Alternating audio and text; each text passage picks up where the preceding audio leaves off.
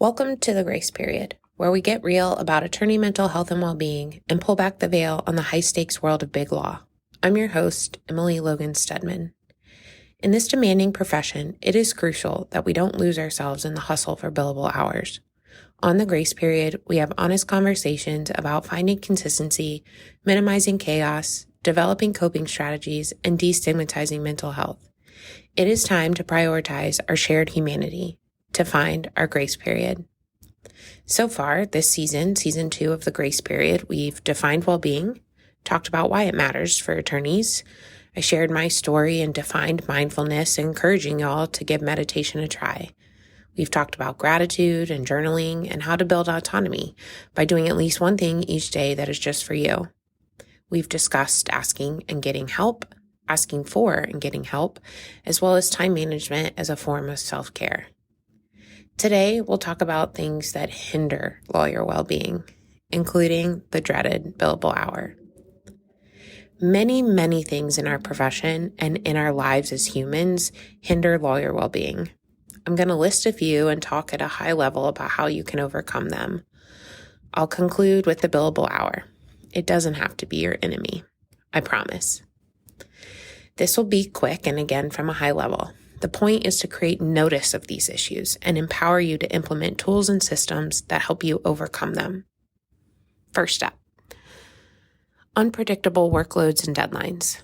The legal profession is characterized by fluctuating workloads, unexpected client demands, tight deadlines, all of which make it difficult to plan and prioritize tasks effectively.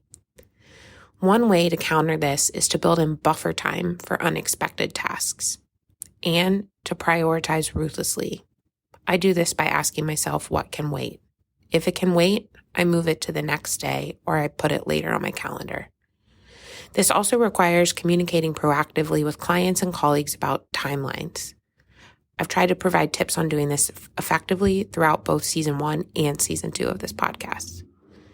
The important thing is to experiment. Figure out what works and then ruthlessly systemize and personalize it so that it becomes habitual, instinctual. It'll look different for each of us, but prioritizing and managing your workload, creating buffer time, and communicating clearly is possible, and it will empower you to manage proactively workloads and deadlines rather than always reacting. Next, interruptions and distractions. Constant email notifications, phone calls, impromptu meetings, all of this can disrupt focus and derail productivity, making it challenging to stay on task. So, disable notifications. Set aside dedicated focus time. Batch tasks like checking email. The goal is to minimize context switching. But again, none of us are perfect. None of us, every time, ignore the millions of things calling for our attention. In fact, big companies make big bucks on getting us to be distracted and remain distracted. Here again, I'll recommend Cal Newport's books, Deep Work and Digital Minimalism. These teach you how to adjust your relationship with your calendar and your attention, as well as social media. And remember, multitasking is an urban legend. The tendency to multitask or switch between tasks frequently can lead to decreased productivity and increased stress, undermining time management efforts. So practice mindfulness and single tasking, batch similar tasks together, and use tools like website blockers or the Pomodoro method to stay focused. Now let's talk about perfectionism. Lawyers often feel pressure to provide flawless work. This can lead to excessive time spent on tasks and difficulty in setting reasonable boundaries. As best you can, try to develop a keen sense of what is good enough. Prioritize high-impact tasks and learn to delegate or outsource low-priority work. Remember, no one is perfect. Not a single human, partner, senior associate, judge, no one else is perfect. To err is human, and it means that you're trying. For a resource on perfectionism, check out the book called The Perfectionist's Guide to Losing Control by Catherine Morgan Schaffler. Another barrier to lawyer well-being is a lack of training.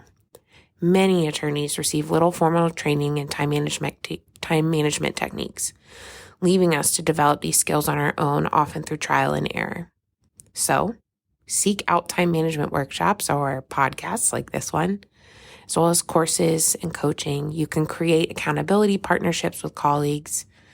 I've tried to create a primer on time management through my podcast, but these things can be deeply personal.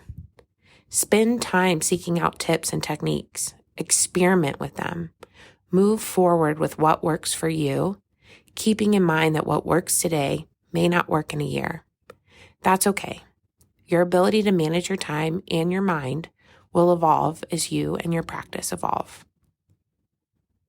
The next barrier is client and partner demands and expectations. Clients, partners, a lot of people have unrealistic expectations for turnaround times or constant availability, making it difficult for us to set boundaries and manage our time. We can also place unrealistic demands and expectations on ourselves. So it's important to try to communicate clearly about your processes and timelines so that you can set realistic expectations from the beginning. And don't be afraid to push back respectfully when necessary. The next barrier is resistance to change. We live and work in a traditional profession. Many attorneys are resistant to adopting new time management strategies or technologies, preferring to stick to familiar but often less efficient methods. Here, lead by example. Experiment with new techniques gradually, celebrate small wins, and seek out champions and early adopters who can model effective time management along with you. Don't be afraid to make change from the bottom up within your sphere of influence. Your co-associates, assistants, paralegals, colleagues will help you. They'll also thank you. And the teams you're on will too. Another barrier is a lack of support or accountability. Without a supportive work environment or accountability measures, it can be challenging for lawyers to consistently implement time management practices. Here again, I'll emphasize leading by example. You can build a supportive network of colleagues.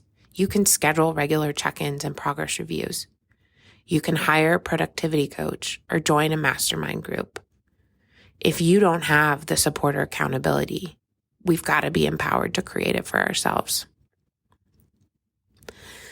Lastly, I'll touch on the billable hour. The emphasis on billable hours in many law firms can lead to a tendency to overcommit, to take on more work than can reasonably be handled, and overall undermine our efforts at time management. A lot of firms emphasize hours and profits over people. That can keep us on the defense, dissatisfied, and craving something different. We could have probably a whole season of this podcast about the billable hour, its pros, its cons, and whether or not it's going away. But the thing is, many of us live in a reality where the billable hour is a requirement and expectation placed on us. That's okay. It can be a neutral in your life. I encourage you to think about it like clocking in and out. It's just a fact of life. It's not good or bad. It just is. At the same time, if you have a billable hour requirement, I encourage you to track it meticulously. For me, that looks like taking my annual goal and breaking it down into monthly, weekly, and daily goals based on everything I have going on my calendar each month. I then reflect at the end of each month on how much I've billed and whether or not I need to bill more the next month or can bill less. I make choices about my billable hour rather than it dictating my life. That is possible, and I talked more about this in episodes 2 and 3 of season 1 of the podcast. If you follow me on LinkedIn, on the first business day of every month, I also share about my billable hour breakdown. And yes, there are ways to bill your clients that aren't based on an hourly fee. But for most of us, even if we're doing contingency fees or subscription fee-based work, we still have to track and bill our time so our firms know what we're doing. But again, that can be just a fact of life. The billable hour doesn't have to be this big boogeyman that haunts us and dictates our every move. It can be a neutral. You can be in control of it. You can be proactive with it. I promise. Those are just some barriers to mental health and well-being in the law. I'm sure some of you can think of many, many more. Please reach out on Twitter or LinkedIn to share them if they've come to mind. So, thank you for joining me on this episode of The Grace Period. I hope this discussion has provided some insights about how to overcome some of the things that hinder lawyer well-being, including the billable hour and much more. Next week, we'll recap Season 2, announce what's to come in Season 3, and take listener questions. Remember, you don't have to sacrifice your well-being for career success. By prioritizing self-care, setting boundaries, and seeking support, you can survive and even thrive in the law and in big law. Until next time, take care of yourselves and each other. That is the path to our grace period. Disclaimer. This podcast is for informational and entertainment purposes only. It does not constitute professional advice of any kind, including legal advice. No attorney-client relationship is created by listening to this podcast.